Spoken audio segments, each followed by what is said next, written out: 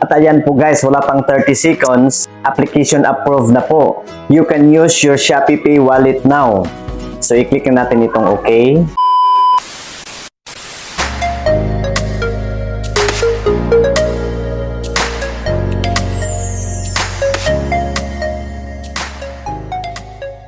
Hi guys! Maligayang araw po sa lahat. This is Melvin once again and welcome back to my YouTube channel.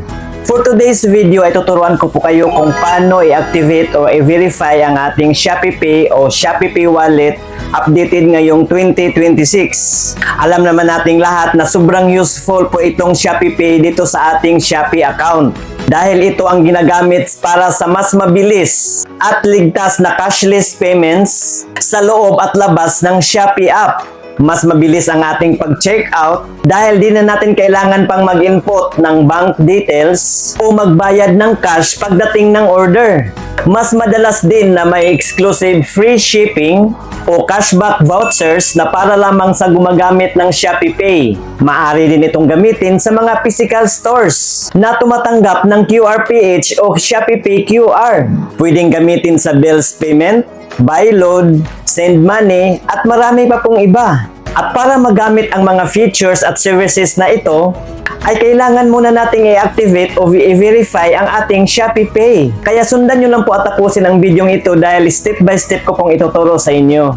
Disclaimer lang po, hindi po ako eksperto sa mga digital financial service system guys ha.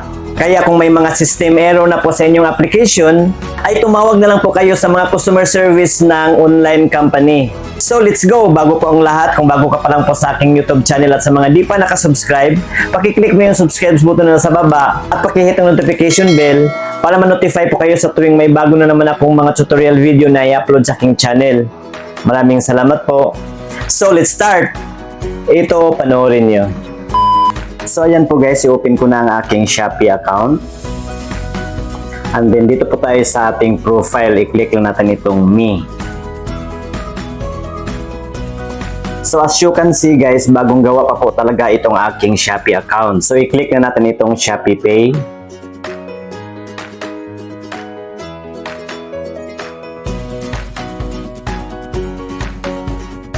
Verification code. So itong SMS ang pipiliin natin. So mag-send ng verification code ang Shopee doon po sa ating registered mobile number. And then dito po natin ilagay yung code. Automatic na po yung magni-next. Next po ay click po natin itong set up Shopee Pay wallet.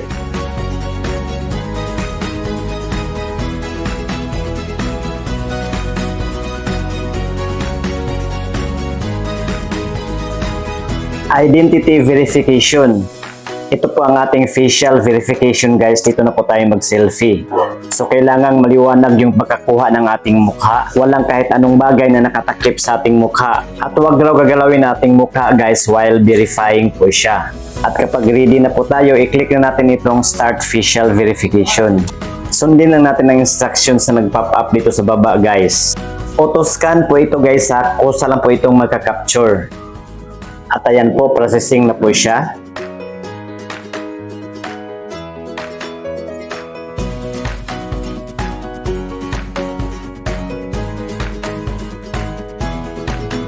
Personal information. So dito na po tayo mag-fill up ng form. At kailangan raw na ang ilagay nating mga information dito ay match po sa mga information na nakalagay sa ating valid ID na i-submit natin dito. Tulad po ng ating first name, middle name. Optional lang po itong middle name guys. Kung wala po kayong middle name, pwede nating iwan itong nakablangko. Next po ay ang ating last name, gender, ating place of birth, date of birth. Next po ay ang ating nationality. So itong Philippines lang pipiliin natin.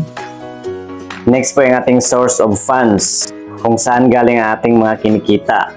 So ang pinili ko po dito ay itong salary or employment. Next po ay ang ating monthly income. May mga pagpipilian po tayo dito guys.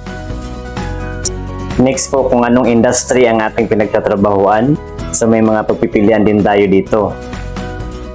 Next po ay ang ating occupation, kung ano po ang ating trabaho. May mga pagpipilian din tayo dito guys.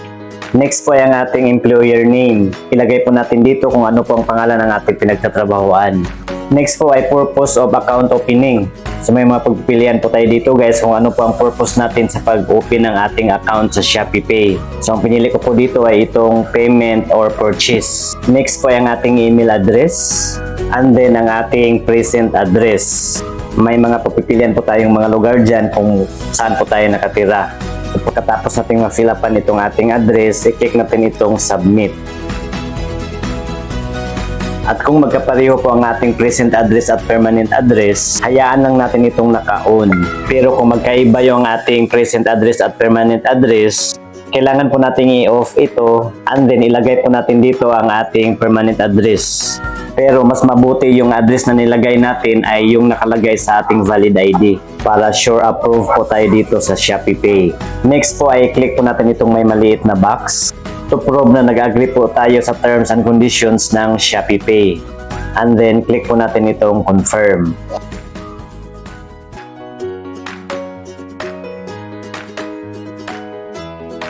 Identity verification.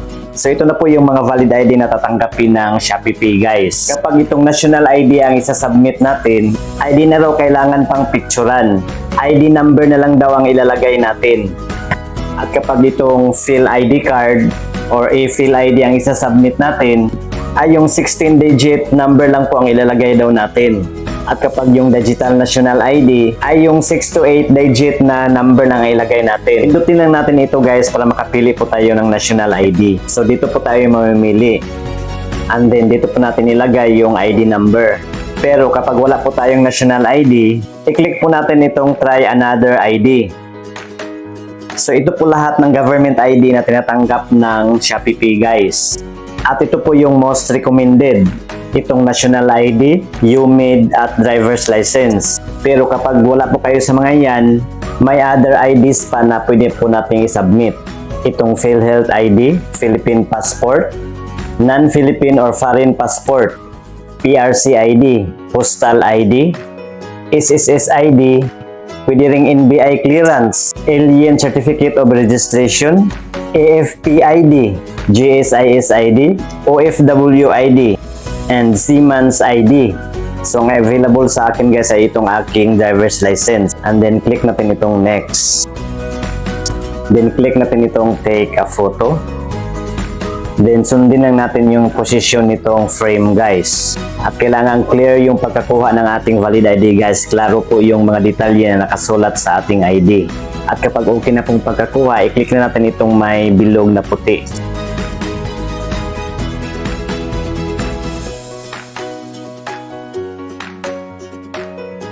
At ayan po, uploaded na po siya. So i-click na natin itong confirm. At ayan po, na-detect na po ng kanilang system yung mga personal information na nakasulat sa ating valid ID.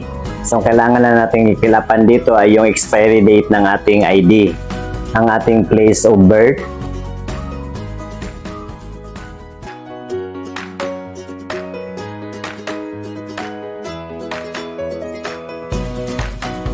at itong politically exposed person. May mga katanungan dito guys na no lahat ang pipiliin natin.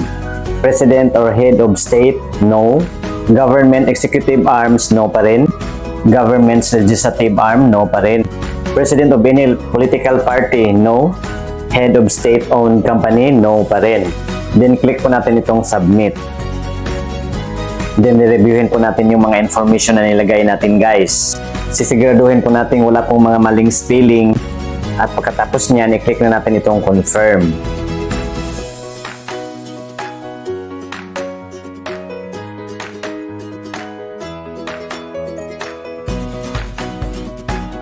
Please wait a moment. At ayan po guys, wala pang 30 seconds. Application approved na po. You can use your Shopee Pay wallet now. So i-click na natin itong OK. At pagkatapos niyan, gagawa na po tayo ng Shopee Pay PIN. Magagamit natin ito kung sakaling may mga transactions po tayo dito via Shopee Pay. Pagkatapos po natin magagawa, i-retype po natin for confirmation. I-exit muna natin itong biometrics. At ayan po guys, may Shopee Pay account na po tayo, activated na po siya. Pwede na natin itong gamitin sa anumang transaction natin dito sa Shopee. So yun lang po guys. So that's all for today guys. Sana may natutunan po kayo. Paki-like na lang po sa video ito kung nagustuhan nyo at paki-share na rin sa iba para may idea din po sila at para sa iba pa pong mga katanungan. Pakisulat na po inyong mga tanong dyan po sa comment section sa baba. So yun naman po guys. Maraming salamat sa panonood. God bless us all. See you again sa next kong mga tutorial video. Goodbye!